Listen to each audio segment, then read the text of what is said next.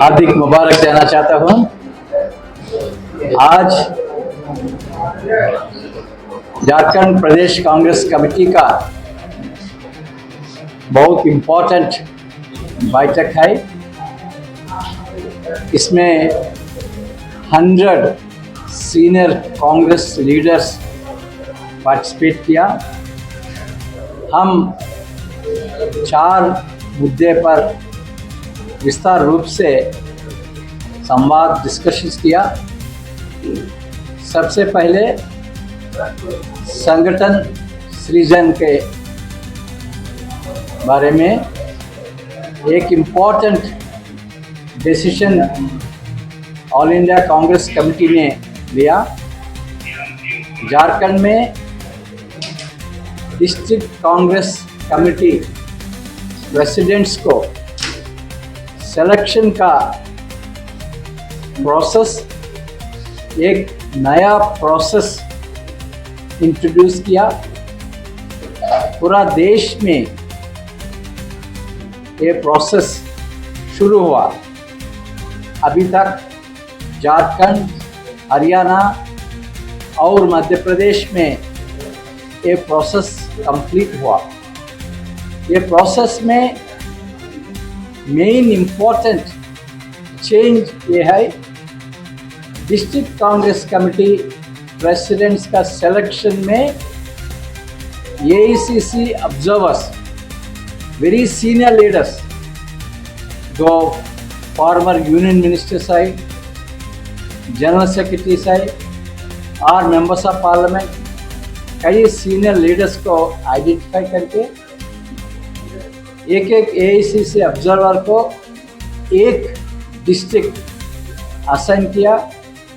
वो डिस्ट्रिक्ट में AICC observer कम से कम 7 days to 10 to 15 days district में टूरिंग करेंगे। सभी का इनपुट लेके, सभी का सुझाव लेके रिकमेंडेशन करेंगे। कौन होगा बहुत कॉम्पिटेंट और आइडियोलॉजिकली कमिटेड और हार्ड वर्किंग और जो आदमी पार्टी को मजबूत करेगा, पार्टी को खड़ा करेगा, ऐसा आदमी को रिकमेंड करेगा। A panel of 6 names AICC observers recommend करेगा।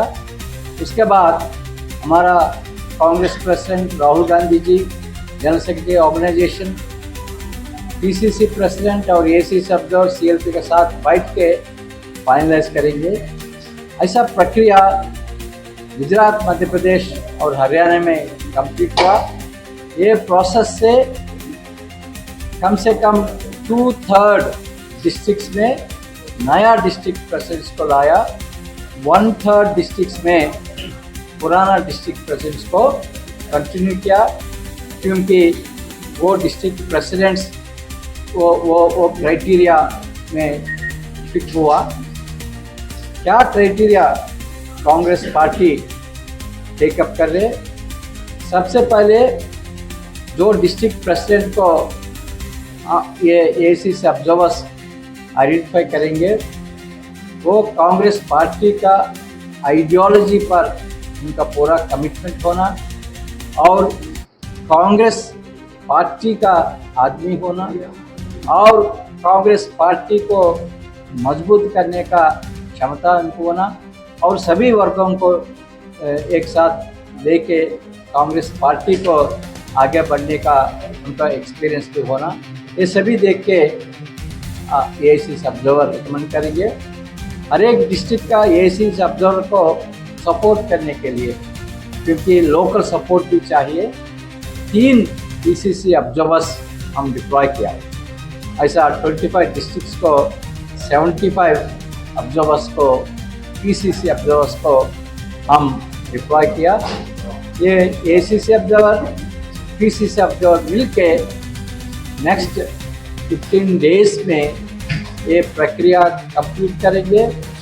उसके बाद एआईसीसी स्तर पर ये सिलेक्शन होगा और बाय फर्स्ट हर एक ज़िले में जो कैंडिडेट्स रिकमेंड हुआ वो कैंडिडेट्स ACC सेलेक्ट हुआ, वो कैंडिडेट्स DCC में उनका पोस्ट में बैठेंगे। ये मुद्दे पर हम सभी विस्तार रूप से हमारा PCC ऑब्जर्वर्स 75 PCC ऑब्जर्वर्स और 25 डिस्ट्रिक्ट प्रेसिडेंट से हम बात किया। और कुछ बात करना तो और यहाँ की पुलिस भी और प्रशासन के लोग भी मिले हुए हैं, तो कैसे सरकार आपकी चल रही है? और आप ही के विधायक बंगाल प्रभारी इस तरह से आरोप लगा है। हाँ, और ओके, हाँ, और कोई प्रश्न? ठीक है, चलिए, धन्यवाद। और 3 मुद्दे पर भी हम डिस्कस किया। उसके बारे में भी मैं संक्षिप्त रूप में आपके जो हम डिस्कस किया, ये आपके सामने रखने के बाद प्रश्न को जवाब देंगे। ये है, ये ऑर्गेनाइजेशन बिल्डिंग में बहुत इम्पोर्टेंट दूसरा स्टेप है। ये हर एक पंचायती में पंचायत कांग्रेस कमेटी को एस्टैब्लिश करने का, और हर एक म्यूनसिपल वार्ड में म्यूनसिपल वार्ड कमेटी, हर एक नगर लेवल में नगर कांग्रेस कमेटी को, ये प्रक्रिया हम शुरू किया। 4500 ग्राम पंचायती में अभी तक 1700 ग्राम पंचायती में ये ग्राम पंचायती कांग्रेस कमिटीज हम एस्टैब्लिश किया। हर एक मेंबर को जो अपॉइंटमेंट आर्डर्स है, इंडिविजुअल अपॉइंटमेंट आर्डर्स भी हम दिलवाया। कल मैं खुद कुछ पंचायती स्तर पर जाके जो 12 मेंबर्स है ग्राम पंचायती कांग्रेस कमेटी मेंबर्स, कई पंचायती में उनके साथ बैठ के हम उनसे संवाद किया। ये बहुत इम्पोर्टेंट कदम है कांग्रेस पार्टी को, क्योंकि कांग्रेस पार्टी फील्ड स्तर पर मजबूत होना, ये PCC ये पंचायत कांग्रेस कमिटीज, उनको फाउंडेशन तरह हम देखे, ये सभी को हम अच्छी तरह ट्रेनिंग देके कैसा कांग्रेस पार्टी को मजबूत करना, और हर एक पंचायती में हम BLA बूथ लेवल एजेंट्स को भी हम आइडेंटिफाई किया। ये बूथ लेवल एजेंट्स को भी हम अच्छी तरह ट्रेनिंग करके, अगर झारखंड में जब स्पेशल इंटेंसिव रिवीजन होगा उसी टाइम में हम कोशिश करेंगे हमारा वोट हम सेफगार्ड करने के लिए। ये मुद्दे हम डिस्कस किया, प्रोग्रेस रिव्यू किया। नेक्स्ट 45 डेज में हर एक पंचायती में, हर एक म्यूनसिपल वार्ड में हमारा कमिटीज होगा। पहली बार इतना सिस्टमैटिकली पंचायती स्तर पर कमिटीज एस्टैब्लिश में पहली बार इतना सिस्टमैटिक वर्क अभी तक हुआ। रिमेनिंग वर्क भी नेक्स्ट 45 डेज में कंप्लीट होगा। ये सेकंड बात है। थर्ड इम्पोर्टेंट बात यह है, वोट छोड़ गद्दी छोड़ ये कैंपेन पूरा देश में कांग्रेस पार्टी राहुल गांधी का लीडरशिप में ऑर्गेनाइज कर रहे। आप सभी को मालूम है कैसा भारतीय जनता पार्टी एक कॉन्स्पिरेसी लेके वोट को स्टील कर रहे और इलेक्शन को भी स्टील कर रहे। इसलिए ये मुद्दे पर सभी को अंडरस्टैंड करने के लिए एक कैंपेन शुरू किया। राहुल गांधी जी ने बिहार में यात्रा भी कर रहा है, आप सभी को मालूम है।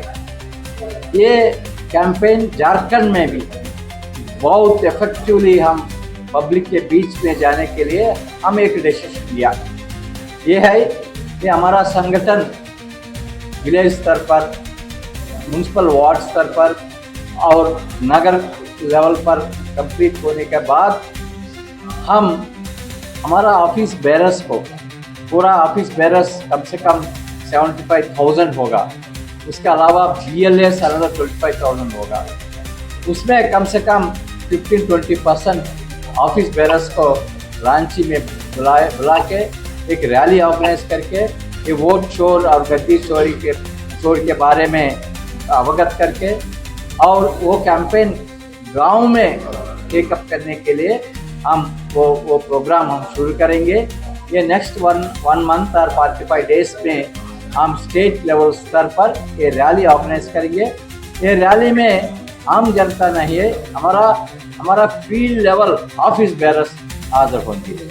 और दूसरा इनिशिएटिव ये होगा, हम एक पिटिशन पर thousands and lakhs of people का सिग्नेचर्स लेंगे वोट चोर और गद्दी चोर कैंपेन के बाद में। ये भी हम हर एक पंचायत और हर एक म्यूनसिपल वार्ड कमिटीज़ को वो रिस्पॉन्सिबिलिटीज हम देंगे। एक पिटिशन हम प्रिंट करके ये कमिटीज़ को पास भेजेंगे। वो कमिटीज़ घर घर जाके लोगों का सिग्नेचर्स लेके ये सिग्नेचर कैंपेन को बहुत सक्सेसफुल ऑर्गेनाइज करने के लिए हम डिसीजन लिया। फाइनली और एक मुद्दे पर बहुत सीरियस बात हुआ, ये है कांग्रेस पार्टी का रिस्पॉन्सिबिलिटी ये होता है न केवल इलेक्शंस में कंटेस्ट करके गवर्नमेंट में आने के लिए और गवर्नमेंट में पार्ट लेने के लिए नहीं है। मेन प्रायोरिटी ये होगा पीपल का इश्यूज पर काम करने का, जनरली पीपल का विश्वास हम ले सके। ये काम करने के लिए ये ऑर्गेनाइजेशन एक इंस्ट्रूमेंट होगा, ये ऑर्गेनाइजेशन एक मीन्स होगा, मगर पार्टी मजबूत करने में, पार्टी पब्लिक का कॉन्फिडेंस लेने में केवल ये ऑर्गेनाइजेशंस का काम ही नहीं चलेगा। उसके अलावा पार्टी पीपल्स का इश्यू लेकर काम करना। आज हम विस्तार रूप से कई इश्यूज पर, जो इश्यूज पर पब्लिक के सामने प्रॉब्लम्स है, वो इश्यूज पर कांग्रेस पार्टी एक स्टैंड लेना, पब्लिक के बीच में लेके काम करना और गवर्नमेंट ऑफिशियल्स, जो ऑफिशियल्स कानून को नहीं फॉलो कर रहे, वो ऑफिशियल्स का पर हम प्रेशर रखना और गवर्नमेंट के पास भी जाके इश्यूज का फोकस करने के लिए हमारा भूमिका निभाना। ये इश्यूज हम सभी डिस्कस किया। एक ही वन वॉइस में हमारा Congress leaders, under Congress leaders, हम ये डिसाइड किया हम पीपल्स का इश्यूज पर काम करेंगे। एक मुद्दा उठाया रिम्स 2 के बारे में और एक विस्थापन के बारे में। रिम्स 2 का लीडर्स बात हमारा सामने रखा। हमारा पॉलिटिकल अफेयर्स कमेटी ये मुद्दे विस्तार रूप से चर्चा करके हमारा स्टैंड के बारे में और ये इशू कैसा हम एड्रेस करना, हमारा राय गवर्नमेंट को डेफिनेटली हम इन्फॉर्म करेंगे। और ये रामगढ़ जिला में बरकागांव कॉन्स्टिट्यूंसी में जो हजारीबाग जिला बरकागांव कॉन्स्टिट्यूंसी में एक लैंड एक्विजिशन के बारे में, विस्थापन का इश्यू के बारे में हमारा Congress workers, Congress leaders fight कर रहे। क्या फाइट कर रहे? जो कानून में है वो प्रोविजंस इम्प्लीमेंट करने के लिए गवर्नमेंट ऑफिशियल्स पर वो डिमांड रख रहे, वो फाइट कर रहे। वो फाइट को जो आंदोलन हो रहा है, वो आंदोलन बारे में पूरा जानकारी लेके कांग्रेस पार्टी लोगों को सपोर्ट करने के लिए हम एक कमेटी को फॉर्म किया। वो कमेटी भी वो एरिया को जाके सभी से बात करके पार्टी को इन्फॉर्म किया क्या है हकीकत का बात, क्या है कानून को कैसा उल्लंघन होता है, कांग्रेस पार्टी क्या स्टैंड लेके ये लोगों को मदद दिलवाना, ये सभी बात पर हमको रिपोर्ट भी आया। हमारा सुरेश बहता जी ने वो कमेटी में मेंबर है। मैं सुरेश बहता जी से रिक्वेस्ट करना चाहते संक्षिप्त रूप में जो फाइंडिंग्स आप पता किया, वो फाइंडिंग्स क्या है और आपका रिकमेंडेशन कांग्रेस पार्टी के सामने क्या है, मीडिया को अवगत करिए। जांच कमेटी माननीय प्रभारी राजू के द्वारा जिम्मेदारी सौंपी गई थी। निर्देश प्रदेश अध्यक्ष ने दिए। हम लोगों ने गए वहाँ पर, वाइस कच्छप जी, रामचंद्र सिंह और मैं गया। वहाँ देखा कि लोग 4 तारीख से ही धरना पर बैठे हुए हैं, लगातार बारिश में भी, और काफ़ी मरमाहत लोग हैं वहाँ पे। जैसे गए लोग, सारे लोग उठ गए और लोग को एक अच्छा लगा कि कोई आया, कोई देखने सुनने के लिए। ऐसा लग रहा था कि वहाँ कोई लोग को देखने सुनने वाला कोई नहीं। हम लोगों ने एक मानवन भाई आदमी से पूछे, वहाँ के मजदूरों से, वहाँ के प्रभावित लोगों से। उन्होंने कहा कि भाई हम लोग को रात में जब भी कोई काम करना हो तो रात में ही ये लोग काम करता है, जब भी किसी को उठाना है तो रात में करता है। तो ऐसा माहौल वहाँ बना हुआ कि विस्थापित का जो लाभ मिलना चाहिए वो लाभ नहीं मिला। आज तक उन लोगों को पुनर्वास होना चाहिए, वो चीज़ नहीं मिला। जो मुआवजा मिलना चाहिए वो नहीं मिला। तो लड़ाई लड़ते रहते योगेंद्र जी आर के, ये अम्बा जी, निर्मला जी लगातार संघर्ष करते रहे। हम लोग बड़का गांव गोलीकांड में भी जाते रहे हैं। तो ये आंदोलन हमेशा चलता रहा है। देखे तो आज भी वो आंदोलन थमा नहीं, और वहाँ काफ़ी लोग परेशान हैं। कल हमारे साथ प्रमुख साहब भी आए थे, वहाँ से प्रमुख से भी हमने हकीकत जानने का प्रयास किया, मेरे आवास में आए थे। तो उन्होंने भी कहा कि भैया पैसा तो अभी के हिसाब से मतलब 5 लाख से शुरुआत हुई थी, जो 25 लाख तक इन्होंने लड़ाई लड़के प्रति एकड़ दिलाने का काम किए, लेकिन अभी भी वहाँ पूरा पैसा नहीं दिया गया है और मनमानी ढंग से वहाँ कोयला का खनन कार्य चल रहा है। एनटीपीसी लिया है, एनटीपीसी के नाम से 4 ग्रुपों को दे दिया गया है। ऋत्विक कंपनी में जहाँ है वहाँ कई ऐसे, चट्टी भैया में हम लोग गए थे, 3 और कंपनी है जिसको पेटी के हिसाब से दिया गया है। वो पेटी दार जो है पूरा बलपूर्वक बाहरी तत्वों को लाकर, असामाजिक तत्वों को लाकर वहाँ मजदूरों के साथ मारपीट कर रहा है। ये दुर्भाग्य है। इसलिए वहाँ जो भी अभी निर्णय लेना है, पार्टी जो निर्णय लेगी, तो सरकार को भी इस चीज को ध्यान देने की आवश्यकता है कि हमारे लोग नहीं बचेंगे तो जाएंगे कहाँ। मैं तो वहाँ देख रहा कि स्कूल को भी खाली करा दिया गया है। स्कूल में भी अभी बहुत बच्चे लोग हम लोग साथ मिलने भी आए थे। स्कूल भी बगल में है, वहाँ भी प्लास्टिक करने का बात हो रहा है। इनका फैक्ट्री वहाँ ईटा का फैक्ट्री था, बहुत अच्छा क्वालिटी का वहाँ इल्लू का फैक्ट्री चलता, उसको भी 2.5 एकड़ जमीन है, इसमें सारी बाउंड्री को तोड़ दी गई। एक मकान बनाया, उसको भी खाली कराने के लिए लोग परेशान। ये व्यक्तिगत वहाँ लड़ाई चल रही है। इस हिसाब से मजदूर के साथ में ये मजदूरों की लड़ाई लड़ते हैं योगेंद्र जी, इसलिए मजदूरों की लड़ाई के साथ के लिए ही उनको परेशान किया जाता है। ये भी सुनने में आया कि इनके धरना प्रदर्शन से जाने के लिए लोग मना करते हैं। वहाँ दलाल किस्म के लोग होंगे हैं, आपका ये एनटीपीसी का जो पेटी में दिया है, वो लोगों एक आदमी 2 आदमी अपना जो है आदमी छोड़ दिया। इस हिसाब से हम देखते हैं कि वहाँ बहुत ही दुराचार हो रहा है, बहुत ही वहाँ किसान मजदूर परेशान है। और बस्ती है सर, जहाँ माइंस एरिया है बगल में बस्ती है, उस बस्ती को पूरा खाली कराना चाहता है बिना मुआवजा दिए। इवन की एक प्राइवेट रोड है वहाँ 2.5 का, ये रोड को भी उस गांव की ओर से ले जाता है और वहाँ आए दिन दुर्घटना होती है। इस हिसाब से वहाँ के लोग काफी परेशान हैं। मैं यही कहना चाहता हूँ। ओके।